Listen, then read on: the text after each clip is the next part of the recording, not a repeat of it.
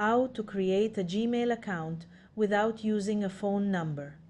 Many people get stuck when Google asks for a number during sign up, so I'll guide you through all the tricks and settings you need to know.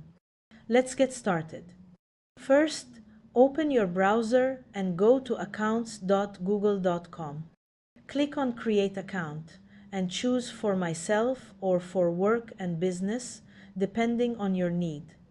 Now, fill in your first name, last name, username, and password. Try to choose a username that is unique because Gmail will only accept it if it's not already taken. Here's the important part. When you reach the section that asks for your phone number, you will see it's marked as optional in many cases.